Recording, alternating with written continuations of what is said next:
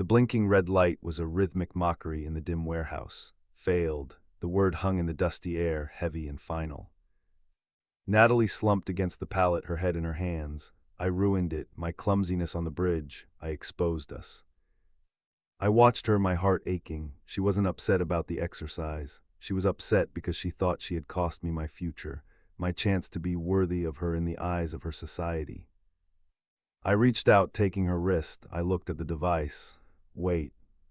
What? She sniffled. It's not a capture signal, I said, examining the display. Look at the frequency. It's a proximity ping, but not from the boat. Then from where? From the target. I stood up, pulling her with me. We stumbled out of the back of the warehouse and into the sunlight.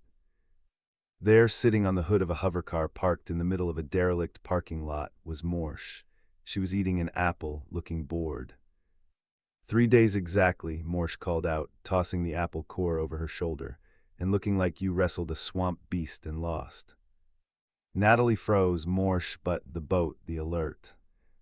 I triggered the alert to see if you'd give up when you thought you were beaten, Morsh said, sliding off the hood. She walked over to us, her critical eye sweeping over our mud-caked, bloodied forms. She stopped at Natalie's torn collar, then looked at the cut on my cheek. You engaged hostiles, Morsh stated. It wasn't a question. We were attacked, Natalie said, stepping in front of me protectively. Bandits. Elias created a diversion. I neutralized the threat. We evaded. Morsh looked at me. Her gaze was heavy, weighing me. For a second I thought she knew. I thought she saw the soldier beneath the skin of the boy. A diversion, Morsh repeated slowly, using a rock. Yes, I said, keeping my voice steady. Morsh snorted. A smile rare and terrifying cracked her stony face. Resourceful, and you crossed the river. The catwalk, Natalie said, under fire.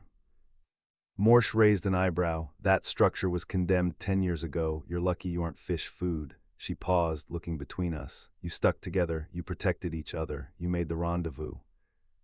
She tapped her wrist, calm. The red blinking light turned a solid, soothing green. Buzz. Natalie let out a cry of joy, grabbing me and spinning me around. We did it, Elias, we did it. I laughed, the relief washing over me so hard my knees felt weak. I held on to her, burying my face in her shoulder. We had survived. I had my ticket to the academy. The mission was a go.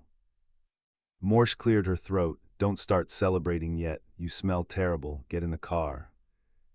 The ride back was quiet. Natalie fell asleep almost immediately, her head resting on my shoulder, her hand clutching mine. I stared out the window as the ruined landscape rolled by, giving way to the restored sectors of the occupation. I looked at Natalie's sleeping face. She looked peaceful, happy. She thought we had won a victory for our future together. But as I looked at my reflection in the darkened glass, dirty, bruised, with eyes that had seen too much, I knew the truth. I had passed the test. I was going to become a naval officer. I was going to infiltrate her world, steal her mother's secrets, and burn the Empire's hold on my planet to the ground. Every step I took toward my goal was a step away from her. Every victory for the Emperor was a betrayal of Elias. I squeezed her hand, a silent apology she would never hear. I love you, I thought, the words bitter and sweet in my mind, and I am going to break your heart. The car sped on toward the city, carrying 2 lovers and 1,000 lies.